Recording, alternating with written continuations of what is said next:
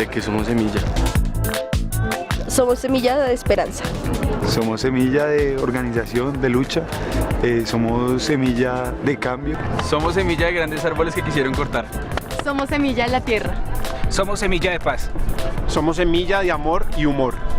Somos semilla de todo ese movimiento social que crece día a día para no olvidar a nuestros muertos, para recordar todos los días a los luchadores y luchadoras que han dejado sus vidas por construir un país diferente.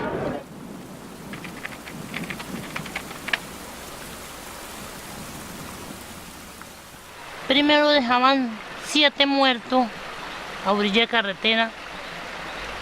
Después a los 15 días otros 7 muertos. Y así. Entonces ya la gente empezó a irse. Los que nos quedamos, que no teníamos para dónde irnos, nos daba mucho miedo.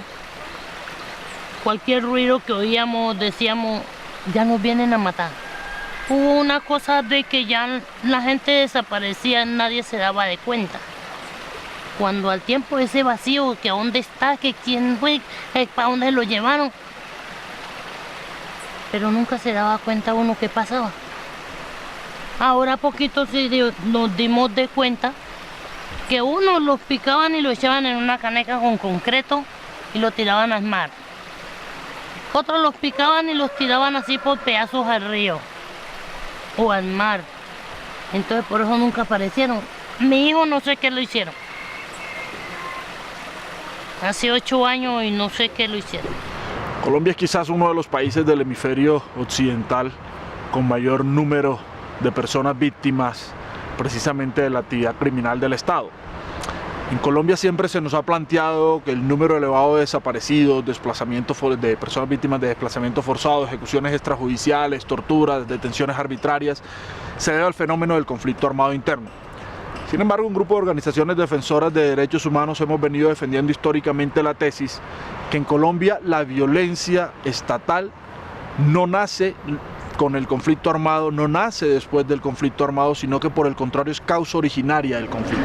Sobre todo desde comienzos del siglo anterior, el conflicto por la tierra fue muy agudo y eso fue lo que hizo desarrollar más el conflicto social y el conflicto armado, ¿no? Pero también hay que tener en cuenta que el Estado colombiano, desde su configuración, digamos después de la independencia de España, fue un Estado elitista que se conformó por capas muy privilegiadas que además siempre tuvieron el arma de la violencia para defender sus privilegios. Cuando los Estados Unidos dominaron, digamos, las Fuerzas Armadas colombianas, las condicionaron para que enfocaran sus máximos esfuerzos bélicos contra una franja de la población, lo que ellos llamaron el enemigo interno. El enemigo interno era una franja muy grande de población, que era la población que no estaba de acuerdo con los privilegios y con el enfoque fundamental de un Estado elitista, ¿no? En donde se considera que el tema de la seguridad nacional, digamos, justifica que quienes disienten, que quienes trabajan en procesos sociales, organizativos, de defensa de derechos, sindicales, son considerados como un peligro. Y en esa perspectiva, digamos, se justifica una cantidad de prácticas y políticas para eliminar al otro, porque el otro, el que piensa distinto, se considera como un enemigo a ese establecimiento, a ese statu quo. En Colombia, esas doctrinas son las que han alimentado el terrorismo de Estado. Para nadie es un secreto que el paramilitarismo en sus orígenes y en su desarrollo tuvo como origen fundamentalmente políticas de origen gubernamental, es decir, para nadie es un secreto que detrás del paramilitarismo estaban los manuales del Ministerio de Defensa que estimulaban armar civiles o crear grupos de seguridad privada a cargo del ejército, o las famosas Convivir en Antioquia y Urabá, que ocasionaron tantos daños a la población civil, genocidios y verdaderas masacres. Que no han sido hechos aislados, que no han sido hechos cometidos por unas manzanas podridas, sino que han sido hechos cometidos en el marco de políticas sistemáticas, masivas, generalizadas, y que han tenido como objetivo exterminar el pensamiento crítico, exterminar opciones políticas distintas, y que la responsabilidad está en el Estado a través de sus agentes, pero también a través de paramilitares que han actuado con su complicidad y con su anuencia. El mayor nivel de criminalidad estatal en el territorio nosotros lo vivimos en lo que significó durante mucho tiempo la implementación en el territorio de seguridad democrática, ¿no? Se manifestó en capturas masivas de campesinos, en judicialización a campesinos. En la época en que más militarizado estuvo el territorio fue la época en donde más asesinatos hubo. Por ejemplo, nosotros marcamos una época en la cual se implementa un gobierno, como fue en el 2002, que marcó mucho el territorio y que implementó esa política, que fue el gobierno de Álvaro Uribe Vélez. Encontramos como ese año, mientras más militarizado estaba el territorio, suceden masacres como la de Chengue, como la de Salado, como la de Pijiguay, sucede todo el desastre que se vivió en San Onofre, de desapariciones forzadas, asesinatos selectivos, masacres, centros de exterminios. El conflicto aquí no es gratuito, aquí el conflicto obedece más a la desaparición forzada, obedece más a la despojo de tierra, a los megaproyectos. Mire, uno puede identificar algo, aquí se ha presentado ataques sistemáticos en contra de movimientos sociales dependiendo también de intereses económicos. Nosotros identificamos que cuando pasó de la Comuna 13 también se generan proyectos de desarrollo en este lugar que uno luego los lleva a entender por qué también se atacaba o por qué el interés de la Comuna 13 en un momento u otro, por qué el interés en contra de un sector sindical justamente cuando estaban en algunas negociaciones. O por qué, por ejemplo, en la Universidad de Antioquia se presentaban amenazas o asesinatos en momentos destacados, por ejemplo, previo a una elección de un rector o previo a una elección de presidencial. Eso lo hemos registrado incluso desde el año 98 para acá. Siempre que previo a una elección se presentaban casos de amenazas, de asesinatos, de detenciones, de montajes judiciales. En Colombia hay tres tipos de presos políticos. Están los detenidos de la insurgencia, a los que se les juzga por el hecho de levantarse en armas contra el Estado y por una cantidad de delitos más que van un poco de la mano con la rebelión. Están los detenidos del movimiento social, las personas que por pertenecer a una organización social o política en el marco de la democracia y de las normas de la institucionalidad terminan siendo perseguidas, simplemente por ser opositores.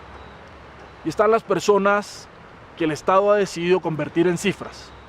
Las personas que por sus condiciones particulares de exclusión, principalmente campesinos de zonas de conflicto o de zonas apartadas del país, el Estado sencillamente ha decidido aplicarle la lógica del falso positivo. Es decir, la lógica de tomar a una persona, privarla de la libertad y presentarla como una cifra que le genera un éxito al gobierno de turno. ¡Justicia!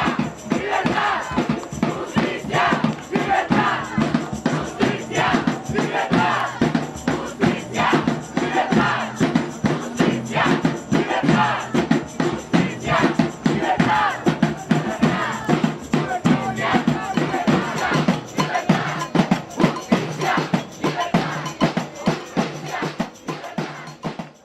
Hemos sido víctimas de un Estado que ha sido victimario por omisión y por acción.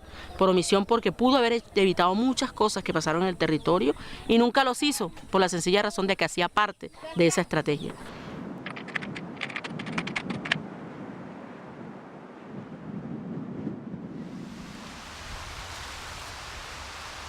Un hombre del pueblo de Neguá, en la costa de Colombia, pudo subir al alto cielo y a la vuelta contó. Dijo que había contemplado desde allá arriba la vida humana y dijo que somos un mar de fueguitos. El mundo es eso, reveló, un montón de gente, un mar de fueguitos. Cada persona brilla con luz propia entre todas las demás. No hay dos fuegos iguales. Hay fuegos grandes y fuegos chicos y fuegos de todos los colores. Hay gente de fuego sereno que ni se entera del viento y gente de fuego loco que llena el aire de chispas. Algunos fuegos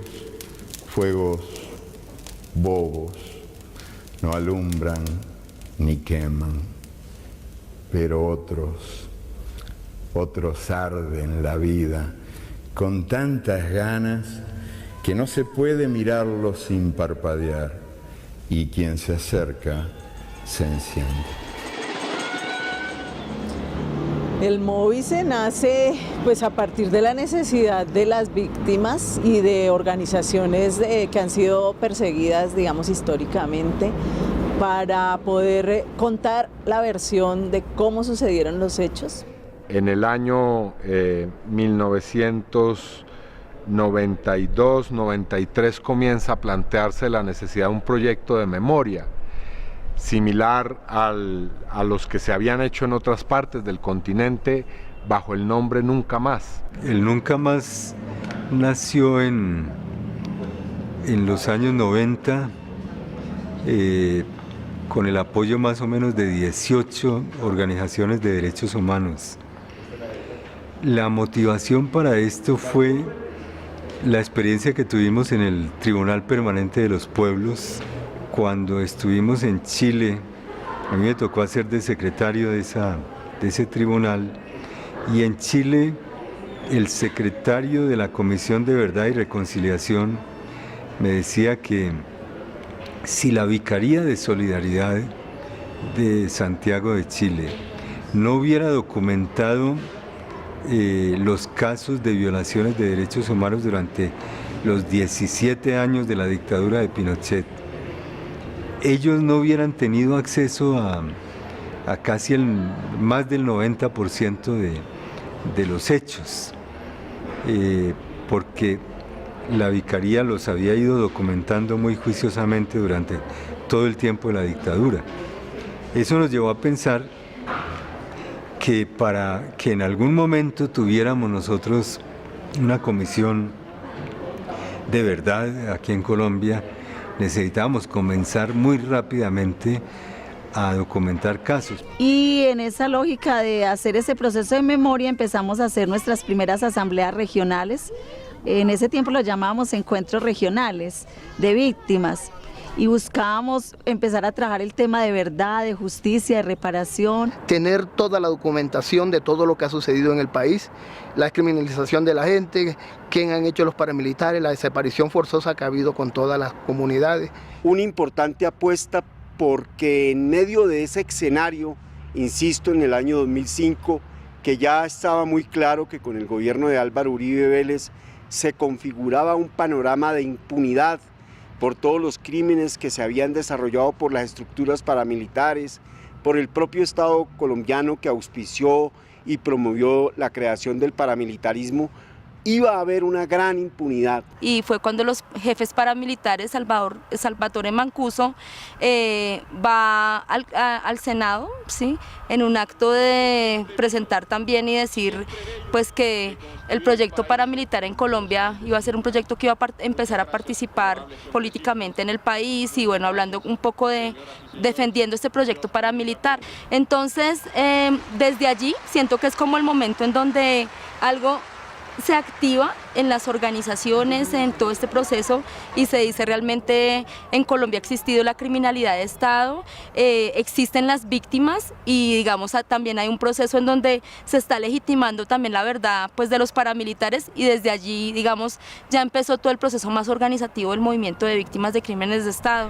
Y esa iniciativa sirvió para que muchas víctimas del Estado y del paramilitarismo, de las multinacionales, de también la acción de agencias extranjeras en el conflicto armado se comenzaran o nos comenzáramos a reunir y a discutir los temas de cómo entendíamos esa violencia estatal.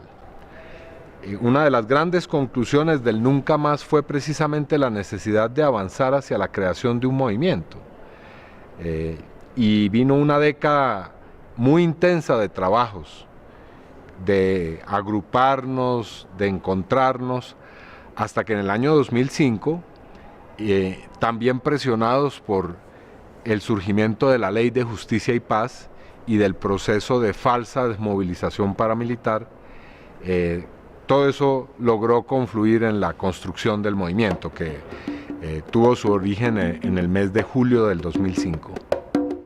Que vengan las gaitas, vengan los tambores, vamos a celebrar 10 años de amores. Que vengan las gaitas, vengan los tambores, el móvil sí tiene 10 años de amores. Que vengan las gaitas, vengan los tambores, vamos a celebrar 10 años de amores. Que vengan las gaitas, vengan los tambores, el móvil sí tiene 10 años de amores. Que vengan las gaitas, vengan los tambores, vamos a celebrar 10 años de amores. Que vengan las gaitas, vengan los tambores, el móvil sí tiene 10 años de amores. Que vengan las gaitas, vengan los tambores, vamos a celebrar 10 años de amores. Que vengan las gaitas, vengan los tambores, el móvil sí tiene 10 años de amores.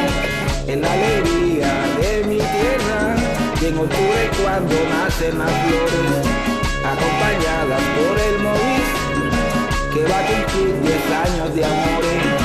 En la alegría de mi tierra, y en octubre cuando nacen las flores, acompañadas por el móvil que va a cumplir 10 años de amores.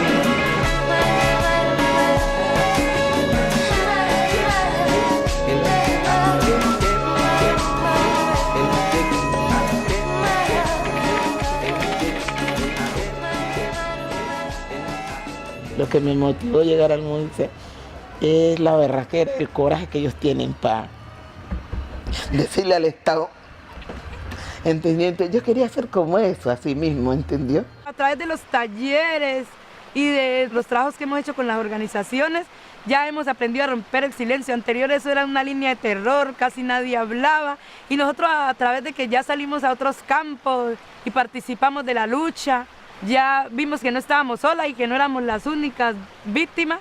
Y entonces con ellas se ha logrado hacer ese trabajo y ellas han logrado sacar ese dolor que les ha causado por la pérdida de sus familiares, y ese dolor se ha cometido en acciones. Yo creo que es la misma necesidad y la misma búsqueda de todos que nos va uniendo como una sola familia, y es la misma esperanza que no dejamos perder, es la búsqueda de lo que queremos saber. Todos nos unimos al identificarnos como víctimas de crímenes de Estado. Todos nos unimos al pensar que aquí se puede pensar diferente, que aquí se puede pensar en un mejor país. Y que es a través de la unión y el trabajo colectivo en que logramos que la voz de las víctimas trascienda, en que los derechos de las víctimas se puedan exigir algún día de verdad. ¡Nicolás Neiro! ¡Presente! ¡Presente! ¡Presente! ¿Hasta cuándo? ¡Hasta siempre! ¡Crímenes de Estado! ¡Nunca más! El objetivo del movimiento de víctimas es lograr un cambio en la sociedad colombiana de tal naturaleza que puedan desaparecer las causas y los factores que han determinado que existan en el país 7 millones de víctimas. Es el espacio que nos brinda el poder reconocernos, reconocer que hay un conflicto y que nosotros, la población civil, somos los que hemos puesto los muertos.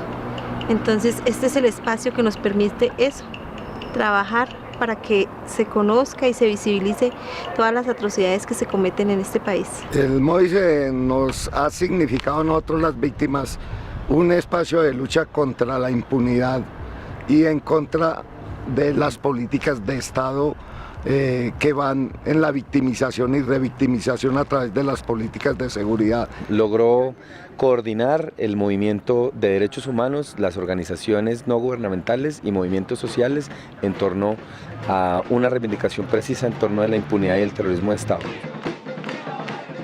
El Móvice significa el encuentro de los dolores, de las luchas, el encuentro de la esperanza, y fundamentalmente significa el encuentro de la fuerza colectiva para recuperar la memoria y la dignidad de las víctimas de la criminalidad de Estado. Pero también ha significado un espacio de integración, de unidad y de fortalecimiento de todos esos sectores sociales históricamente victimizados por las políticas del Estado colombiano. Creo que la acción política más importante fue la movilización del 6 de marzo del 2008, en el que justamente logramos que el país entendiera que habían víctimas, que teníamos derechos. Cuando el movimiento sale, digamos, después de esta propuesta organizativa, a evidenciar y a mostrar que realmente muchísimas personas en este país son víctimas de crímenes de Estado, allí, digamos, cobra fuerza eso de somos semilla, somos memoria, somos el sol que renace contra la impunidad, y desde ahí la fuerza del movimiento y la propuesta organizativa es muy contundente.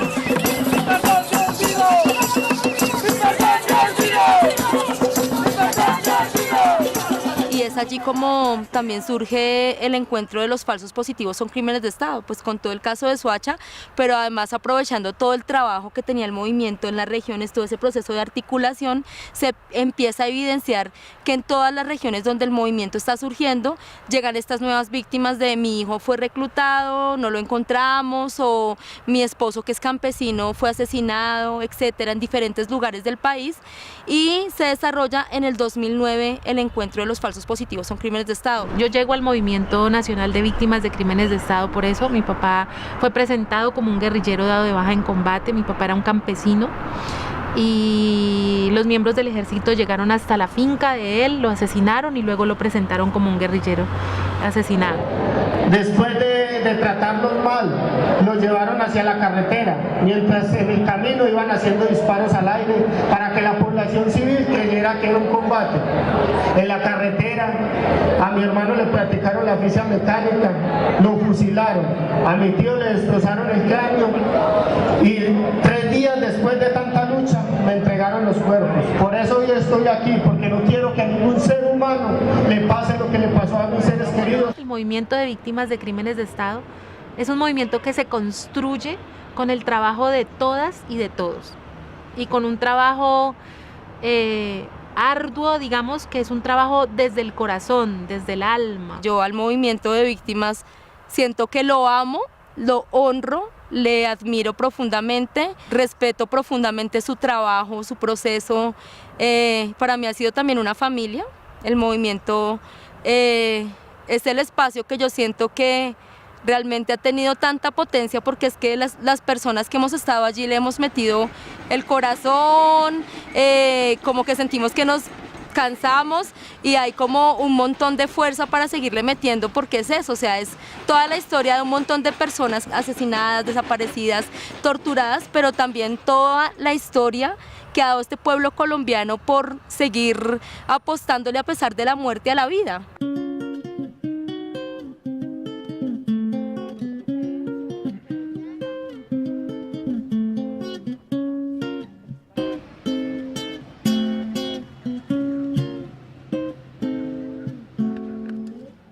Tres hojitas de laurel pa' guardar en el bolsillo, pa' cuidarse el caminao, pa' saber cómo querer, que uno tiene que aprender a vivir, pero con ritmo, que cadencia es recorrer la vereda. Con tumbao la vereda, con tumbao,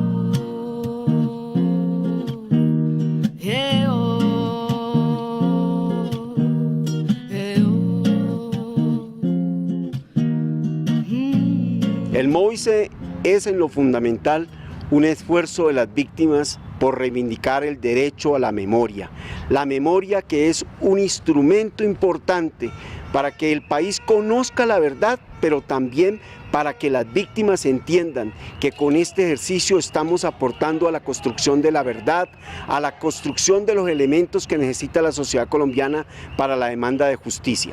La memoria es la única que mueve la conciencia del país para hacer que recuerde y que tenga presente lo que ha pasado, y es lo único que puede llevar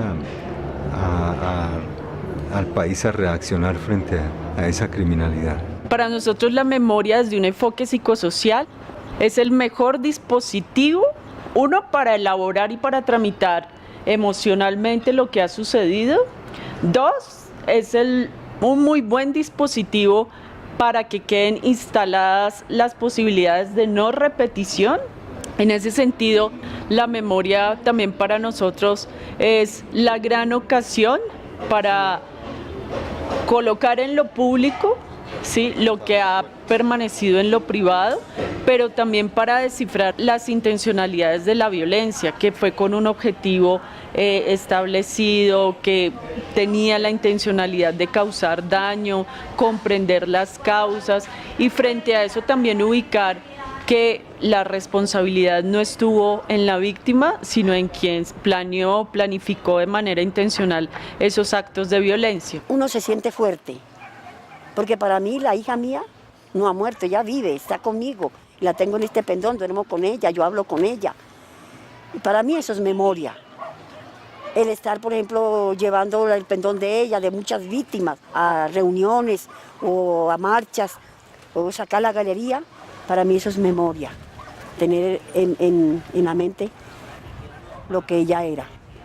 La memoria ha sido la fuerza que ha permitido mantener la realidad de las víctimas en primer plano y la construcción de los sueños e historias por las cuales murieron unas personas ayer, que no se pierdan en el horizonte, que no queden en el olvido y que se actualicen para poder generar luchas hacia el futuro teniendo en cuenta el pasado.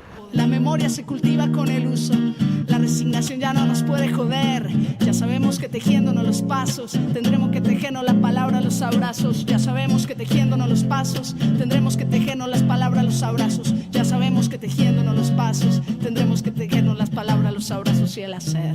Dicen que reverdecer es caer y es levantarse. El Guayacán de las luchas no se cansa de crecer. Dicen que reverdecer es caer y es levantarse.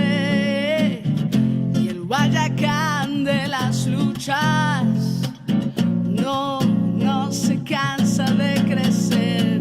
Fuego que ha nacido para arder, que somos fuego que ha nacido para arder, que somos fuego, fuego que ha nacido para arder, que ha nacido para fuego, que ha nacido para arder, que ha nacido para arder, somos fuego para arder.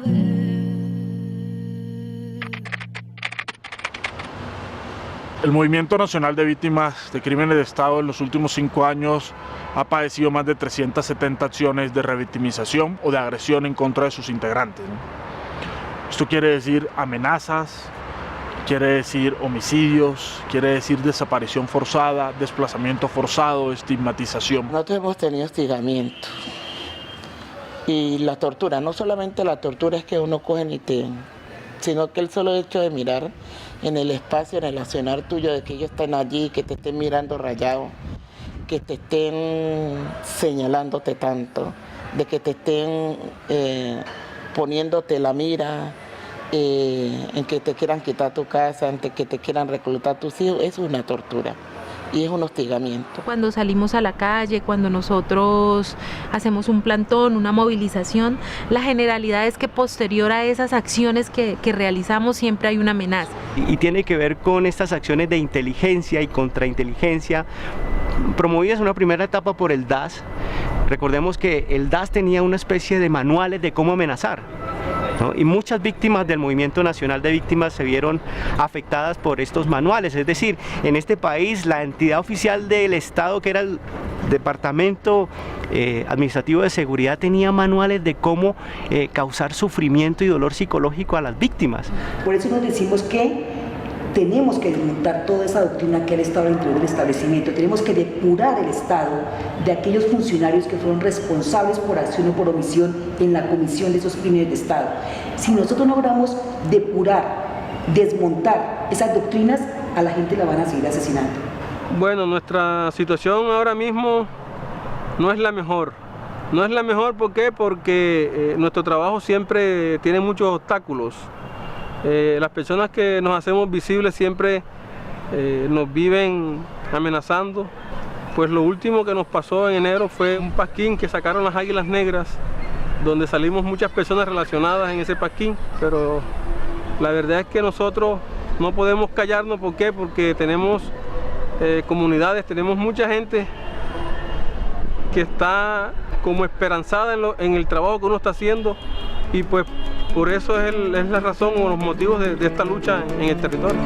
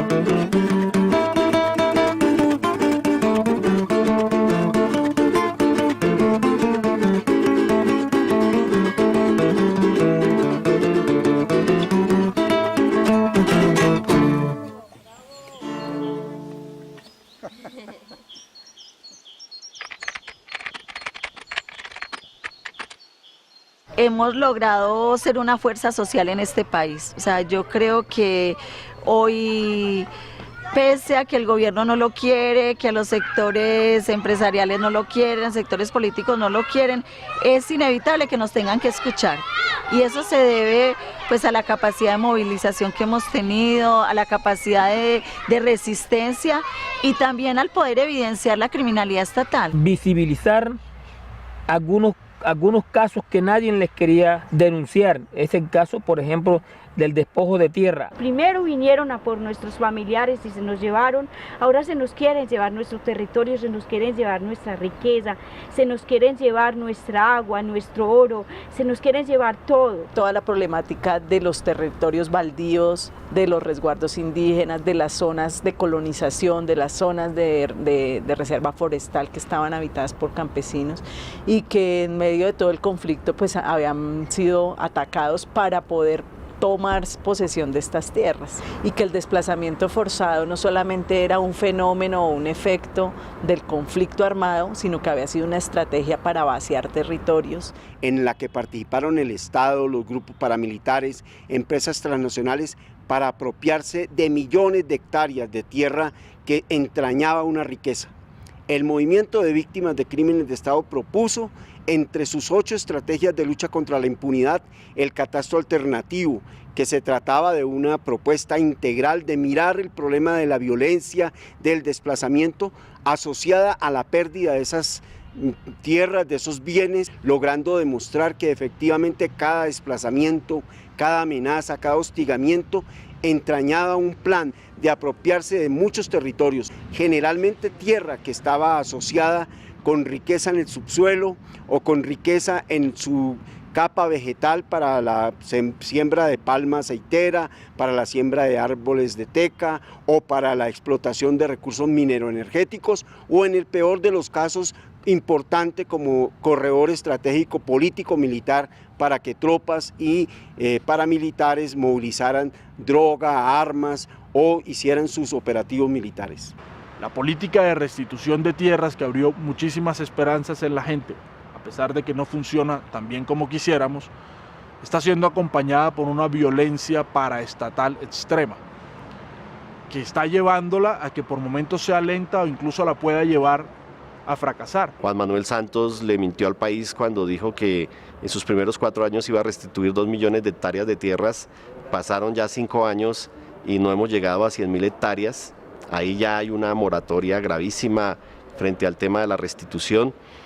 Cuando hemos hecho debates en el Congreso sobre el tema de la aplicación de la ley, encontramos que no hay los recursos ni siquiera para pagar esas vulgares indemnizaciones administrativas, mucho menos para hacer una reparación colectiva, mucho menos para realmente restituir todos los derechos de las víctimas y hacer una reparación integral. Dijimos que el paramilitarismo continuaba en Colombia y las cifras hablan por sí solas.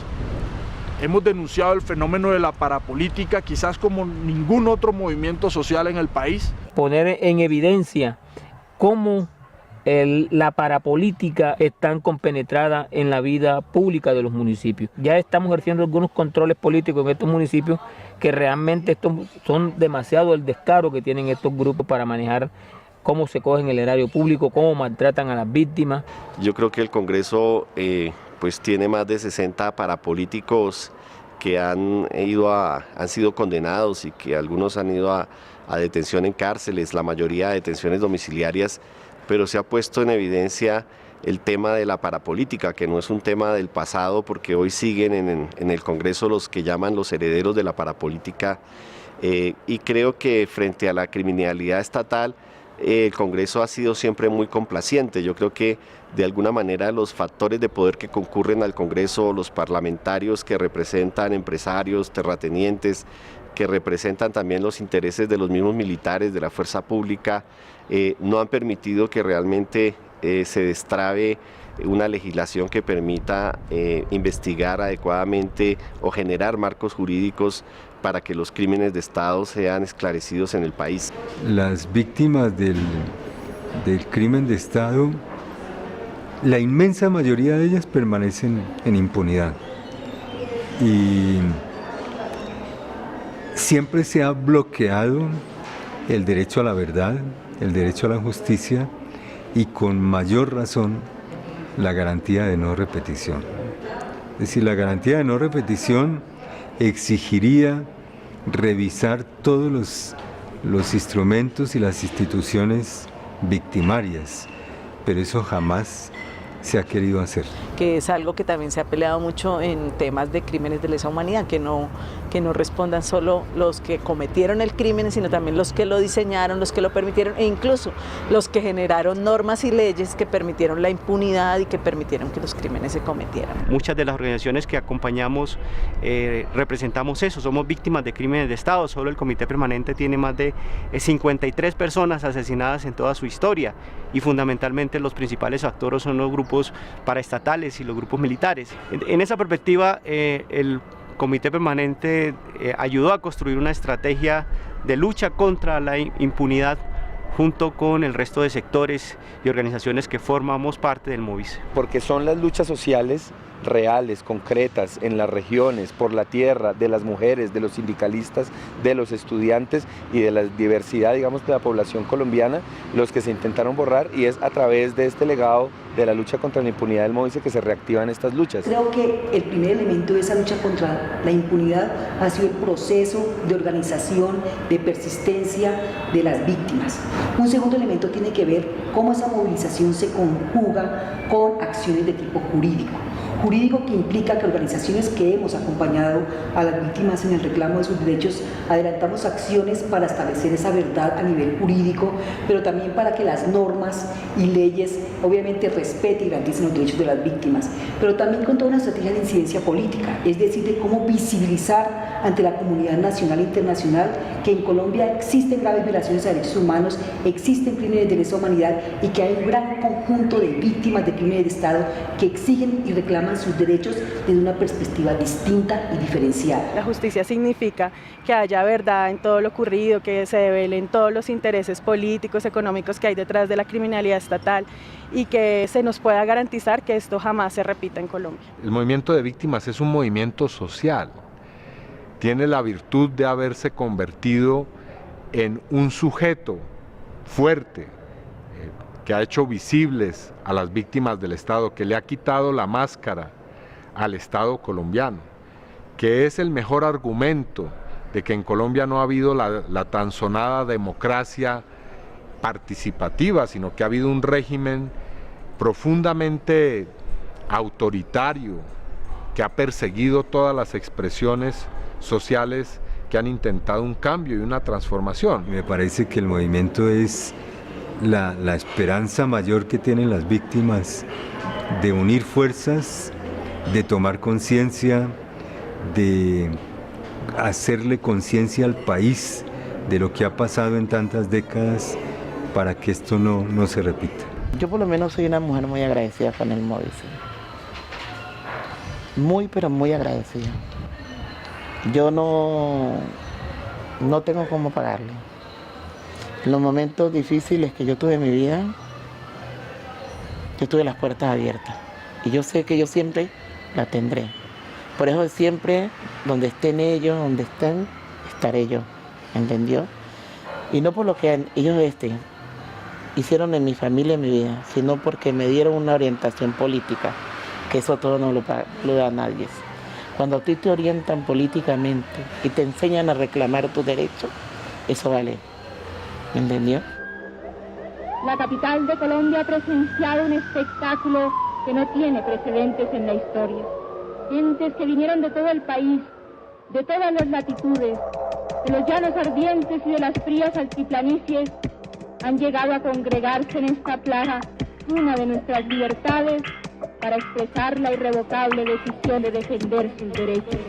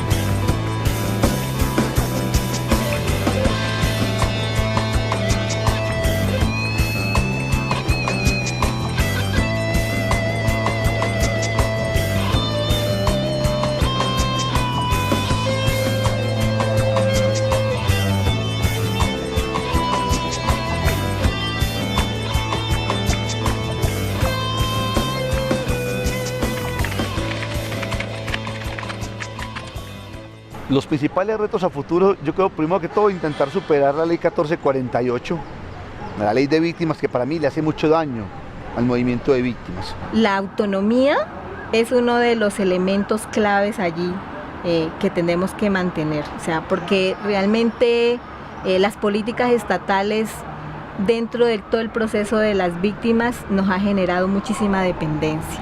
Ha generado unas expectativas que posiblemente no las va a cumplir nunca, pero ha colocado unas expectativas económicas, porque sabe que las víctimas en Colombia en especial tienen dos situaciones.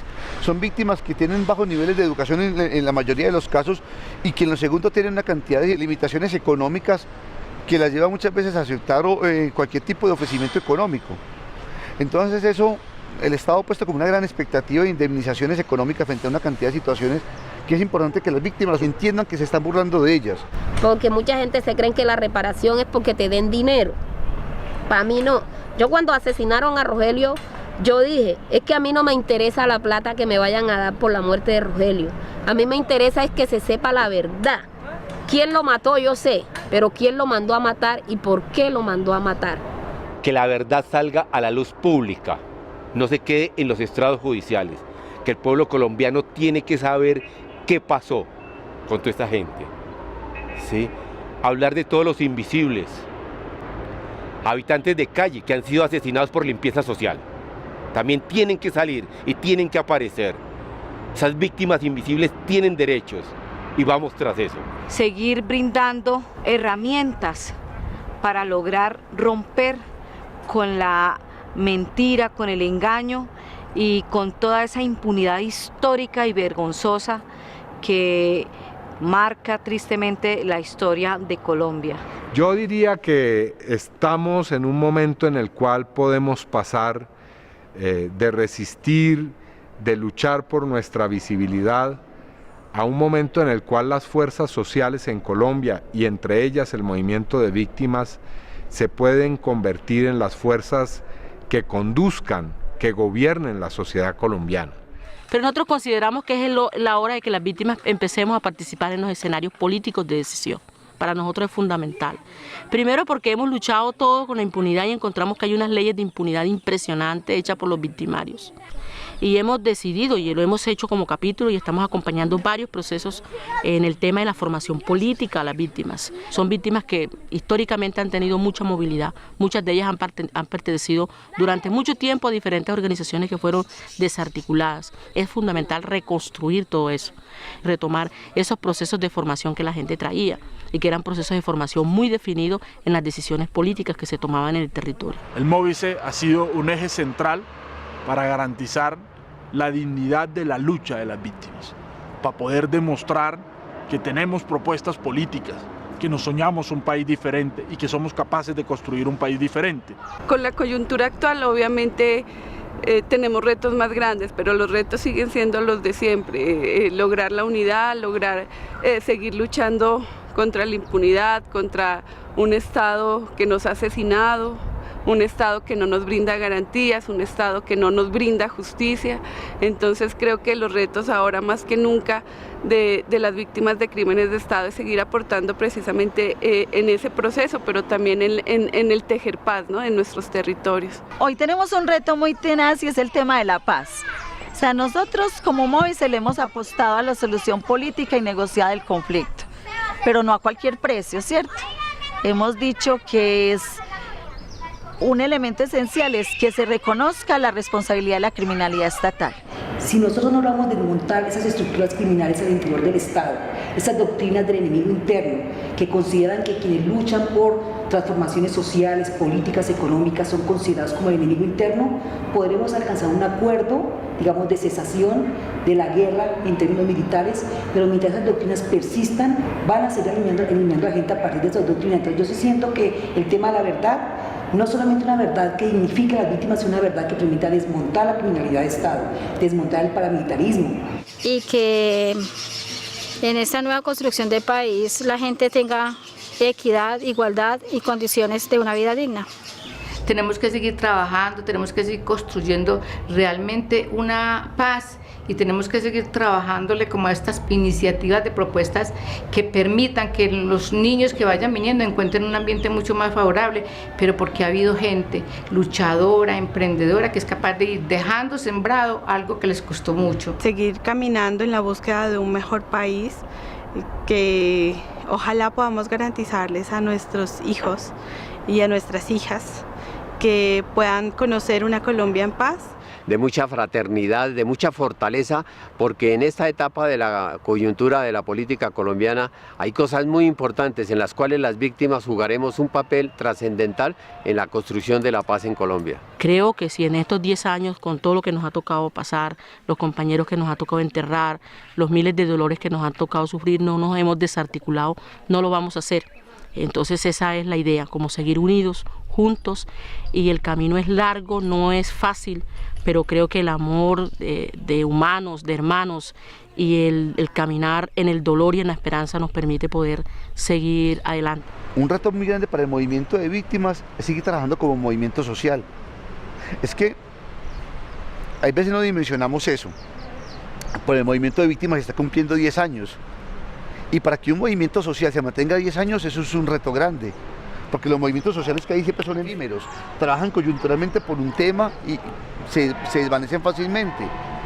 Entonces, para que un movimiento social como el Móvice se siga manteniendo firme por 10 años, ya por sí mismo es un reto muy grande que es superado. El mensaje es muy claro, o sea, hay que seguir luchando, hay que seguir peleando, hay que seguir saliendo a las calles, hay que seguir saliendo con la memoria de los caídos, con la memoria de los exiliados, con la memoria de los desaparecidos. No solo invito a quienes hacen parte del Móvice a que continuemos en este escenario, en este espacio de lucha, sino que quiero ampliar esa invitación para que otras personas vengan, se sumen sus esfuerzos y también se comprometan de la mano de las otras víctimas y entendamos y construyamos juntos ese nuevo país con justicia social, un país incluyente, un país donde verdaderamente se pueda tener acceso a un Estado social de derecho, un país en paz, pero construido desde las bases sociales, construido desde todos aquellos sectores que siempre fueron y siguen siendo excluidos. Vamos a cumplir 20 años y seguimos luchando por nuestros derechos y seguimos ahí parados y que no nos vamos a dejar cooptar por el Estado, que vamos a seguir luchando por los derechos, por la dignidad de las víctimas, que aquí mucha gente fue asesinada, que tenía propuestas de país, de una nueva Colombia, de crearse sueños, de soñarse con un país diferente, un país gobernado por personas diferentes, donde hubiese un poco más de justicia.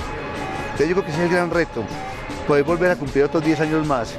Que venga la gaita, venga los tambores, el móvil sí tiene 10 años de amor, en la alegría de mi tierra, y en octubre cuando nacen las flores, acompañadas por el móvil, que va a cumplir 10 años de amor, en la alegría de mi tierra, y en octubre cuando nacen las flores, acompañadas por el móvil, que va a cumplir 10 años de amor.